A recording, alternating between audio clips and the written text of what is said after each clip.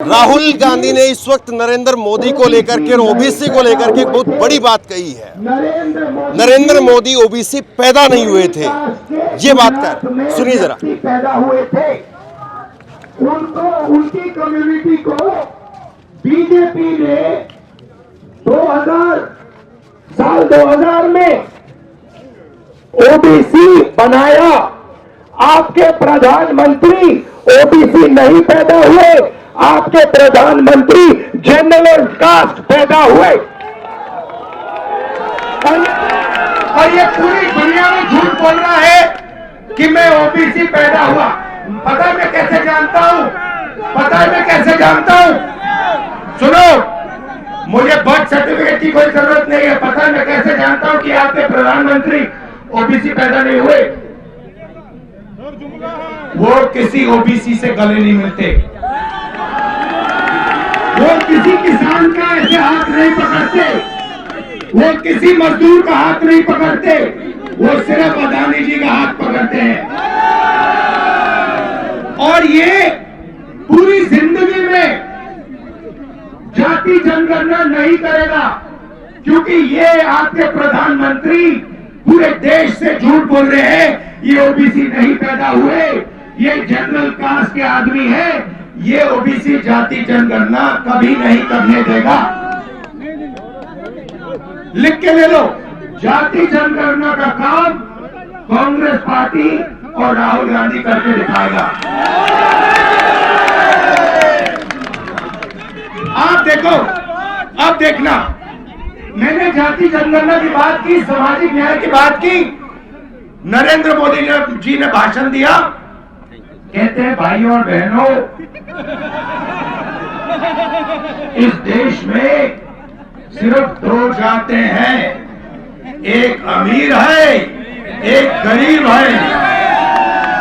अच्छा भैया, अगर दो ही जाते हैं तो आप कौन सी जात के हो? आप गरीब तो नहीं हो, आप 24 घंटा नया सूट पहनते हो, करोड़ों रुपए का सूट पहनते हो, आप कहां के गरीब? और अगर दो ही जात है तो आप ओबीसी कहां के बन गए?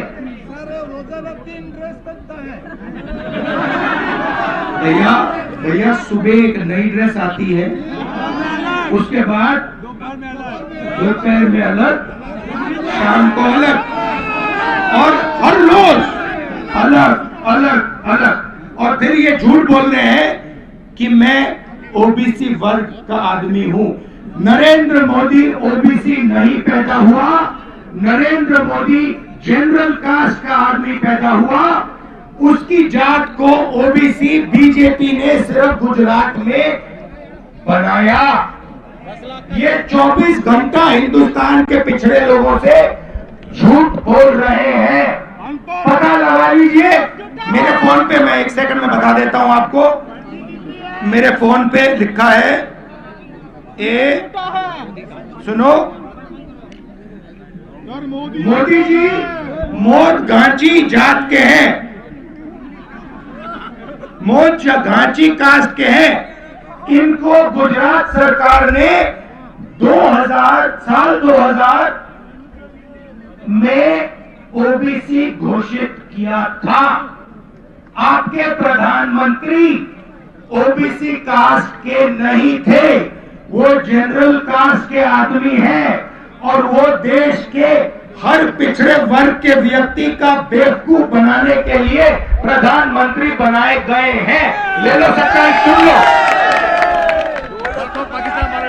अब देखो, अब मैंने सामाजिक न्याय की बात की, अब मैं आर्थिक न्याय की बात करना चाहता हूं।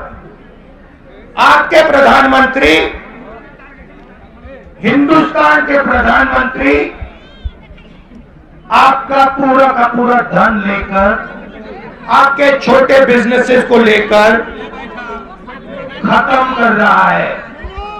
जीएसटी और नोटबंदी उन्होंने करवाई अदानी जी की मदद करने के लिए, और छोटे बिजनेसेस सबको मार दिया।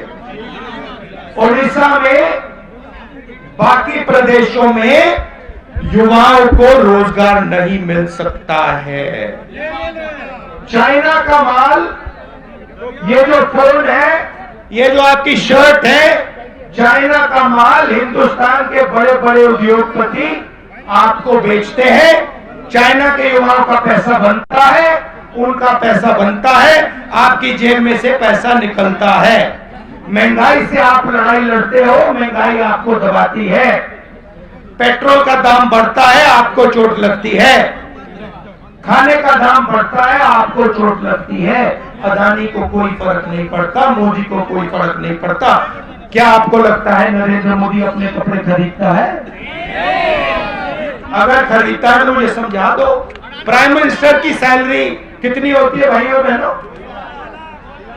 कितने की होती है? 2 लाख की होती है? मुझे नहीं मालूम कितने की होती है।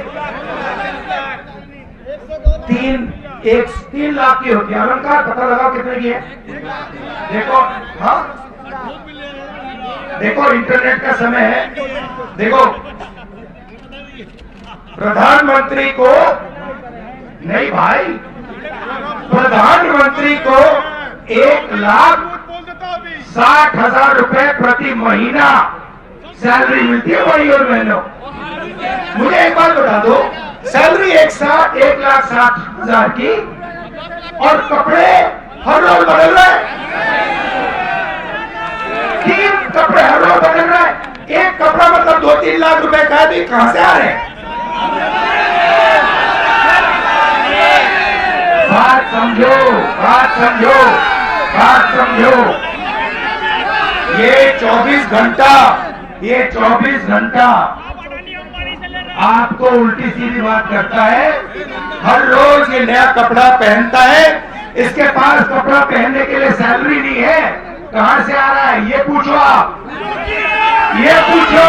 आपकी जेब से आ रहा है, आपकी जेब से आ रहा है।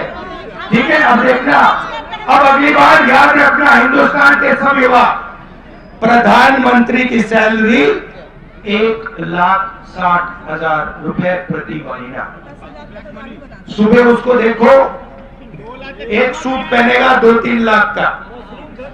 फिर शाम को देखो, दूसरा सूट पहनेगा, शॉल पहनेगा 4-5 लाख का। तीसरा लंच के टाइम देखो उसको, नया सूट पहनेगा, जूते पहनेगा 3-4 लाख, मतलब 7-8 लाख रुपए दिन के। 7-8 लाख रुपए दिन के हो गए तो महीने के कितने हुए? तो ये जो 1,60,000 की सैलरी पे चल रहा है और महीने में 2-3 करोड़ रुपए के सूट पहन रहा है, इसका पैसा कहां से आ रहा है?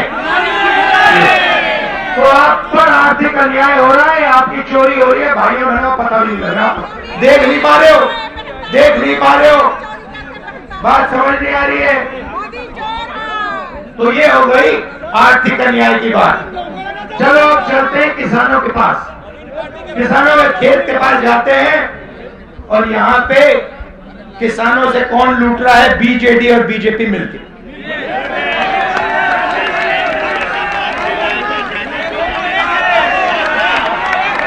बीजेपी, बीजेडी, बीजेपी और बीजेडी मतलब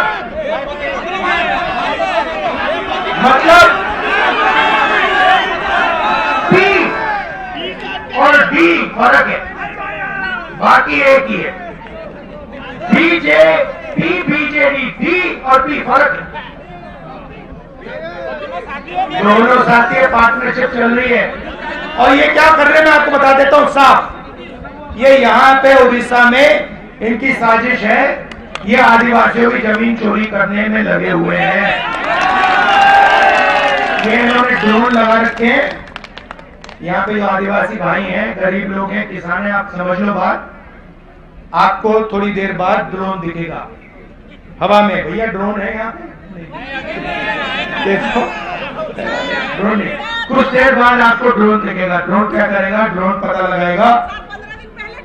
ये देखो, ये देखो, ये देखो, ड्रोन देखने आया था कि भैया यहाँ पे आदिवासियों की जमीन कहाँ है, वो पता लगाएगा।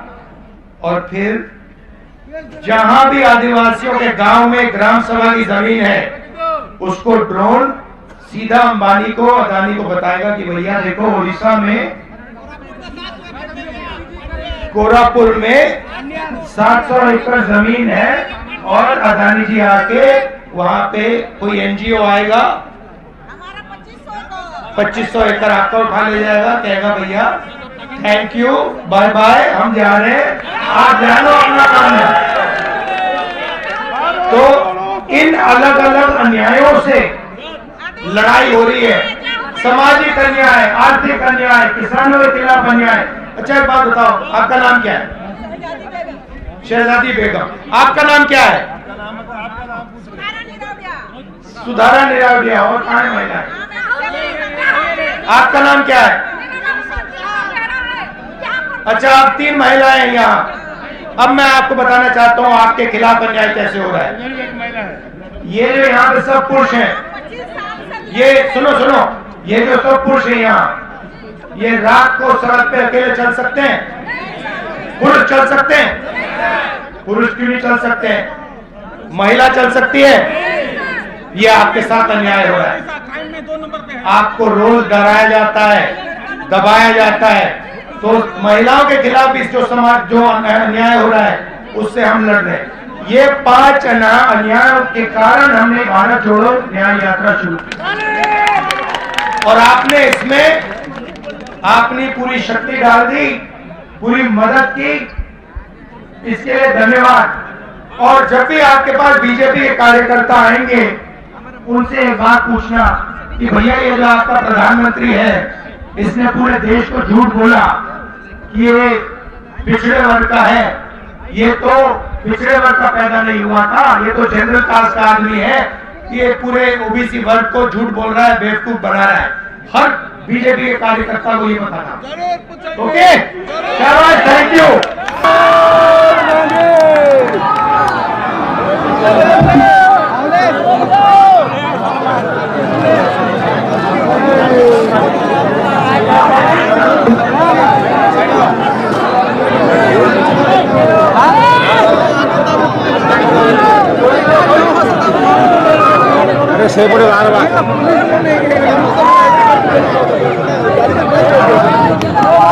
राहुल गांधी की उड़ीसा के अंदर ये आखिरी सभा थी जहां पर बड़ा हमला राहुल गांधी ने बोला नरेंद्र मोदी को लेकर के, ओबीसी को लेकर के उन्होंने जो बात कही।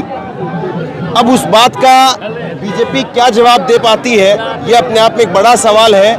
लेकिन आप ये तस्वीरें देखिए, राहुल गांधी अब यहाँ से निकल रहे हैं, उनका भाषण हुआ यहाँ पर और सीधे तौर पर नरेंद्र मोदी को घेरते हुए कहा कि नरेंद्र मोदी ओबीसी जाति में पैदा नहीं हुए थे। उन्होंने बाद में अपनी जाति को ओबीसी के अंदर डलवाया।